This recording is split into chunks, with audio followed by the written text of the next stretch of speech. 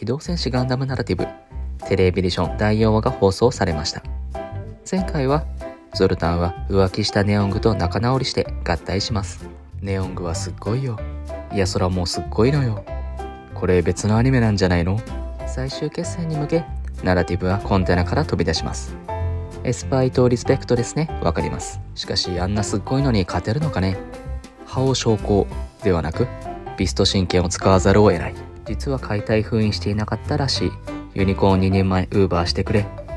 それか F91 前借りしてくれ。でもフェニックスがいましたね。リタは鳥になりたいと言っていたのでガンダムヘブンズソードとフェニックスを交換してもらいましょう。あと全く関係ないんですけど、幼少期のミシェルはほぼ頭脳は大人のバーローの人ですよね。やっぱりこれ別のアニメなんじゃないの？いよいよ水星の魔女第2クールの放送が近づいてきました。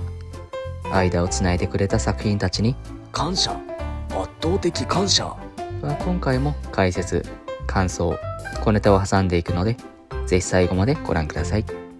それではシャルウィーガンダム。フェニックスとナラティブがネオングの元へ向かう。初っ端からクライマックスムード。ネオングはまさかのアイフィールドからはみ出す先っちょを被弾する。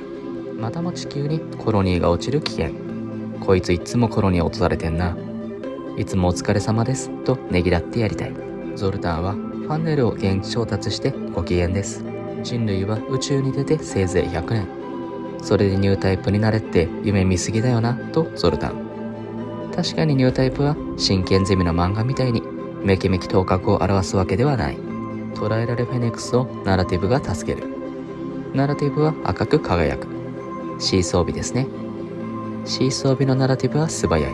またも先っちょを被弾するネオング。さらにはフェニックスとつながることでサイコシャードまで放つ。これもナラティブフェニックス装備ってことですか？しかしゾルタンはガス爆発マップ兵器。ネオングの火力は凄まじい。ゾルタンこいつあっかんねん。ゾルタン、マルタン、シナンジュ、ペヨンジュン、ジョイマじゃなくてジンネマンじゃね？ジンネマンも解体封印されてなかったですね。よかったです。フェニックスとナラティブは生きていた。ミシェルも戦場に来る。あなたテンパじゃないんだからそんな輸送機じゃ勝てんのよ。仲間をファーネルにされ撃てないよな。ゾルタンはすがすがしく同畜生。ケーブルを切るために被弾してしまうミシェル。結局はミシェルはいいやつだった。ミシェルが助けてくれたナラティブは満身創痍ながらネオングへ立ち向かう。コアファイターでフェニックスの元へ。例のモビルスーツの助けでフェニックスの元へ。ヨナが登場し変形するフェニックスにブリーチ張りにゾルタンは驚く。ネオングを捨てシナンジュスタインでフェニックスに挑む。返り討ちに遭うゾルタンは魂になっても最後までブレない。ゾルタンはやりやがったってことだ。しかしフェニックスの光が全てを包み込みまた飛び立ってゆく。ミネバまた登場。ユニコーンガンダムの姿。まるでメルカリで発送されるガンプラのごとく結構荒い保管ですね。最後はバナージが全部持っていきました。ヨナは仲間の元へ戻りエンディングへ。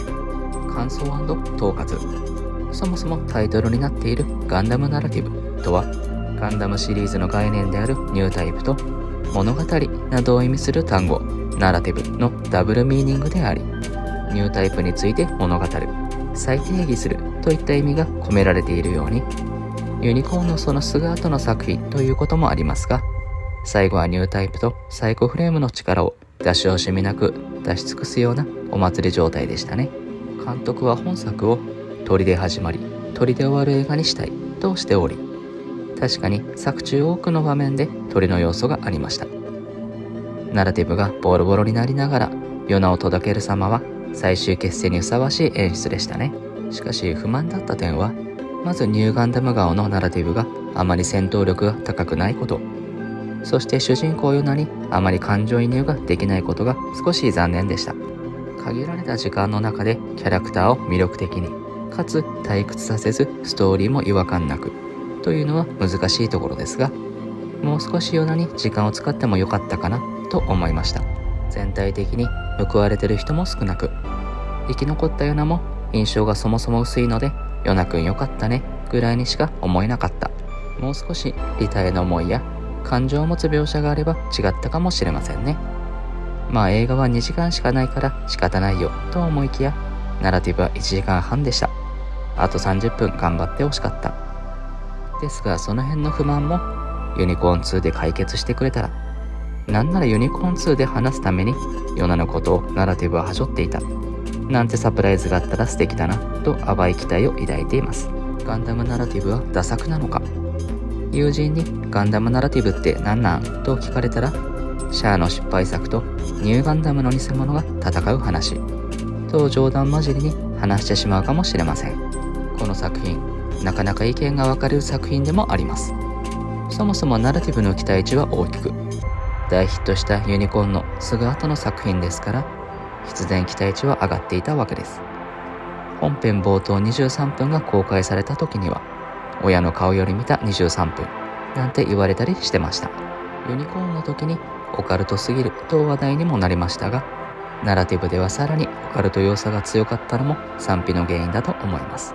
またガンダムのアニメとしては初の中国公開作品であると以前動画で少しお話ししましたのですが、中国での興行収入は芳しくなく、中国現地メディアに初進出も興行収入は散々として取り上げることになったそうな。ユニコーン2の制作はナラティブ自体が売れなければ続編のユニコーン2の制作自体が危うくなるかもしれません。これは危険が危ない。ゾルタン、スラタン。中国では売れなかった。では日本ではどうか。結果的に売り上げは大ヒット。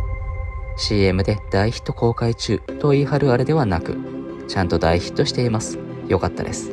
一応ヒットした部類だと言えると思います。そうだよね。ね。ガンダムナラティブはユニコーン2へと続く橋渡し的作品。つまりユニコーン2へつなぐためになくてはならない、いずれやらなくてはならない作品だったと個人的には解釈しています。個人的にはユニコーンが好きなので、ユニコーン2へと続くためのプロローグ作品だと思っています。と考えると必要だと思います。ガンダムユニコーン2のプロローグ、もしくはガンダムユニコーン 1.5 と言っていいかもしれませんね。また中国ではヒットしなかったガンダムナラティブですが、上海フリーダムガンダム立像が公開されたことや、バンダイの中国市場本格参入など、結果的にガンダムの中国進出における地ならし役になったかもしれません。遅れてヒットするのはガンダム作品の得意技なので、さすがと言えるでしょう。ガンダムナラティブも後に評価される作品なのかもしれませんね。では今回はこれで終わりです。最後までご視聴ありがとうございました。動画作成の活力になるので、ぜひチャンネル登録お願いします。ではまた次の動画でお会いしましょう。